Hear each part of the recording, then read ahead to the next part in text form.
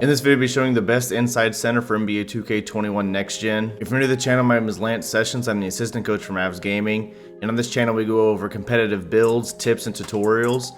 And to start this build off, we'll be selecting the power forward position. This is in order to get the most badges possible for this inside center build. It'll be power forward to use to play center. But one key area is that we'll be getting the clamps badge with this build, and that is absolutely necessary to play competitive pro-am as well as competitive park play and any other game modes that you want to play. So to start this build, you'll be selecting 6'9" height, 210 pounds weight, and max wingspan at 7'7". For the attributes, close shot we'll put to a 73, driving layup to a 70,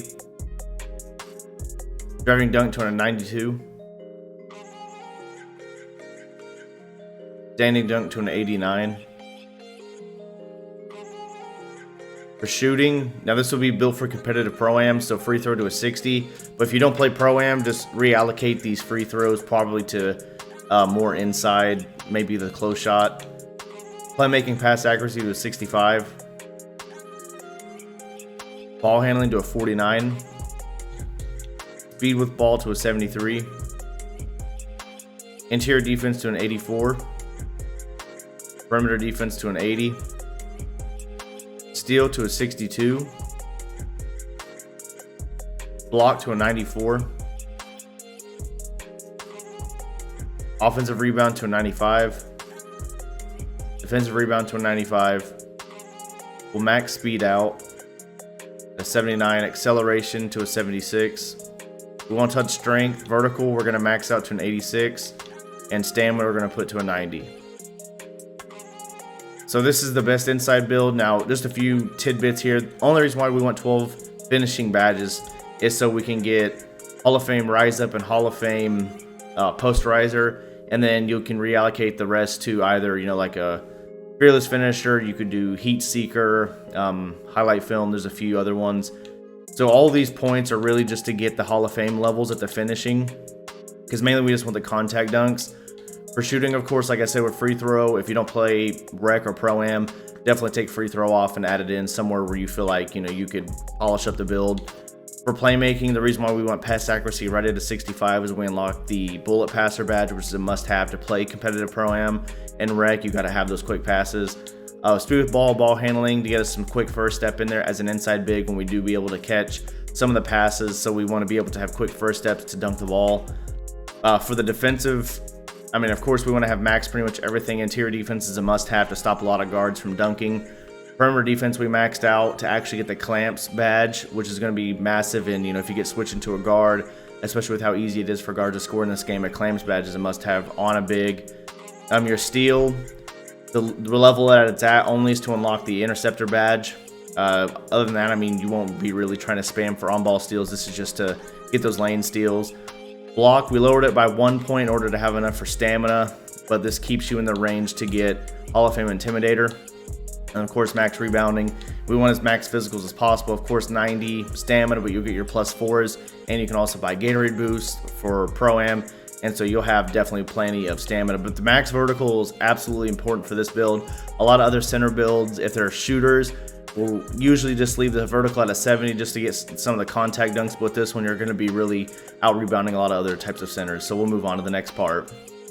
So for your takeover, the two I recommend, I really enjoy the stuff blocks. I think it gives you a lot of great animations when guards come into the paint or other bigs try to dunk on you. You'll get some pretty good grab block animation and some other ones. So I like stuff blocks, and the other two I would suggest to look at is extreme clamps. Of course, like those situations where, especially if you're in park, I would definitely look at extreme clamps more than pro-am. But pro-am still has a place for extreme clamps to be able to stop ball handlers. But the other badge that I really like is the glass clearing dimes. Boosts your teammates' offensive abilities on kickouts and helps you throw successful outlet passes. So this, again, like if you're going to be really inside, getting a lot of rebounds per game and kicking out, if you have good playmaking ability, glass clearing dimes can be a great badge. But for myself, I'm going to put extreme clamps on for the other takeover. And now we'll get into the badges here. For the finishing badges, we will be putting Hall of Fame Posterizer, Hall of Fame Rise Up. These are the two most important badges. Now for the rest of the four, this really just kind of depends on your play style.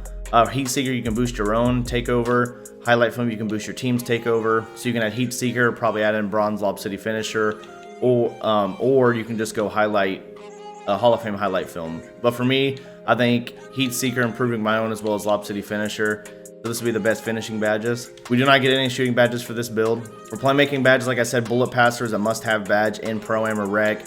Quick First Step is another badge that really will help inside bigs to be able to explode to the rim when they do get inside passes. But also you could lower a Quick First Step down to silver, add in some break starter in order to get, you know, better outlet passes down the court. Whatever your preference is in Pro-Am, but for me, I'm going to put Quick First Step gold, Bullet Passer gold. For the defensive badges, I'll put Brick Wall Hall of Fame, Clamps to gold, Rebound Chaser Hall of Fame, Rim Protector Hall of Fame, Intimidator Hall of Fame, put Interceptor gold. And then from here, you can kind of, depending on your guys' play style, of course, we need some box. Again, there's some debate on bronze box to Hall of Fame. It really just depends on, you know, if you feel like that you need it. Again, this build is really good at getting rebounds. I'm going to leave box on bronze. A lot of competitive Pro-Am players run Trapper to be able to stop guard animation. So if the lock and center both have it, they can both activate Trapper. Off-ball Pest, I think, is a great badge to at least have on bronze to be able to get some bump animations on some cuts, or if the center's trying to rim run, you can get some different types of animations to help stop that. Worm, actually, I think, is a vital badge. It can be utilized if you have it on gold or Hall of Fame. Again, with not a lot of centers having high strength, or even, like I said, like putting box to high levels, Worm can definitely help you as an inside big just get a lot more rebounds. And for the play style that I kind of want to run with this build, I think Worm is kind of where I want to go with it. Like I said, back with the takeover, if you do the glass clearing dimes, the Worm badge, you know, you grab a rebound, be able to kick out, help your team out. Chase down artist as a center, I don't see too many situations where a lot of centers are actually having the movement speed and ability to get into chase down situations. Even in that fast break, most guards are too fast for you to chase them down. And when a guard does get past the lock in Pro-Am and then they're on to you, it's mainly the aspect of the clamps badge kicking in and staying in front of them, because once they get past, usually the contact dunk animations and things don't kick in. I'm not saying chase down artist doesn't work. It could be a situation where you think Worm is absolutely useless, and again, you could add in the gold chase down artist. And again, there's a few other badges that you could add in. But for myself, how I like to play, I'm going to leave Worm on for this inside big, and this will be the defensive badge setup. That will conclude the best inside center in NBA 2K21 Next Gen. If you like this build, I have a lot of other competitive builds on my YouTube channel, so make sure to check those out. I appreciate everyone's support and stopping by. Make sure to subscribe if you enjoyed this content, and I'll see you next time.